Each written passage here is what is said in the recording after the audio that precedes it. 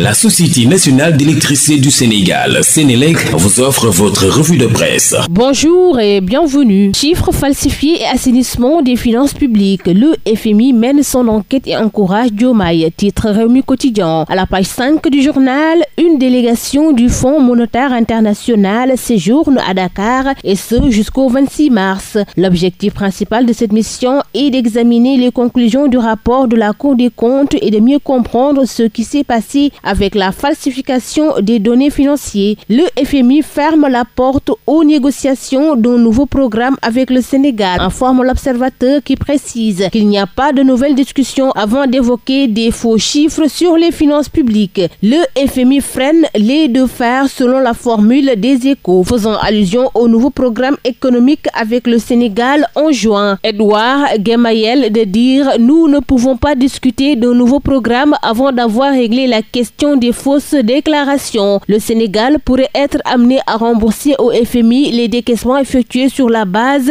des comptes publics erronés, rapporte le journal. Le FMI douche les espoirs du Sénégal, ainsi s'exprime Walf Quotidien. La démarche de transparence est bien perçue selon Le Soleil. Pour le moment, la dette du Sénégal est toujours soutenable et il est essentiel de centraliser la gestion de la dette publique. Les autorités sénégalaises travaillent dans le sens d'obtenir une dérogation et ont déjà proposé une série de mesures correctives, dit le chef de mission du FMI pour le Sénégal sur le rapport de la Cour des comptes. La nouvelle interprétation de la loi d'amnistie intéresse également les journaux parus ce matin. Pastef persiste dans la tromperie, selon Thierno Alassane Sall, informe le quotidien du groupe Promo Consulting, qui confirme à sa page 4 que c'est dans une note rendue publique que Thierno Alassane Sall a révélé que le Pastef a réécrit le texte au moyen d'un amendement déposé par Amadou Ba lui-même. Thierno Alassane Sall démonte Amadou Ba et livre à Pastef un cours de droit, note Les Échos. L'exposé des motifs relève de l'enfumage, l'interprétation de l'embobinage, avant de dire que nos juristes gonouaniers confondent le droit administratif et le droit constitutionnel. Quant au sens du terme abrogation, le Pastef en transe affiche l'as, évoquant les insultes contre son leader. Le Pastef ne s'est pas contenté uniquement d'un communiqué à la suite des échanges houleux entre le député membre de son bord politique Amadou Ba et le chroniqueur Badara Gadiaga sur la TFM. De hautes responsables du parti au pouvoir, notamment des membres de l'exécutif,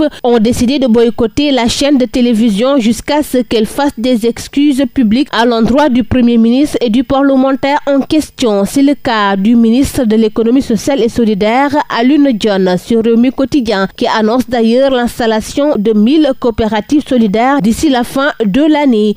Oui de s'interroger et si Youssou Ndour tirait les ficelles. L'Observateur est revenu sur l'affaire Prodac et affiche le rapport crucial de l'expert. Le journal évoque les conséquences déterminantes de la prorogation de l'expertise par le collège des juges d'instruction du pôle judiciaire financier sur les charges qui pèsent sur Mamina Dafé et Ibrahima Cissé. L'expert a pour mission de vérifier la compatibilité des activités des entreprises Tidaïta, le contrat relatif au transit des équipements du port de Dakar, ainsi que l'examen des diligences et la validité des factures douteuses. Dans le même journal, l'on évoque un gros coup de filet. La police déjoue un plan de livraison de 4,3 milliards en billets noirs. La convoyeuse a été capturée alors qu'elle tentait de s'échapper au croisement de Saly. Les secrets d'une opération d'envergure menée entre infiltration et surveillance minutieuse, à lire à la page 9 du quotidien du groupe Futur Média. Dans l'affaire du braquage en pleine circulation à Ouakam, la DIC intensifie la traque, titre Libération. À la page 3 du journal, l'on nous informe que 21 autres millions de francs CFA ont été retrouvés hier par les enquêteurs de la division des investigations criminelles. Le gang à bord de 3 motos avait emporté 100 millions de francs CFA que venait de récupérer Ndiaye pour le compte de son patron, gérant d'un service de transfert d'argent. Les nommés Keba Sall, âgé de 25 ans, et Cheikh Moussa Sidibé, 23 ans, 2 membres du gang, avaient été arrêtés. Sur le montant volé, les enquêteurs avaient déjà récupéré 17 millions de francs CFA chez un des suspects. Le père du fugitif, qui dit avoir reçu les 4 millions de francs CFA d'un livreur envoyé par son fils, a été gardé à vue pour nécessité de l'enquête.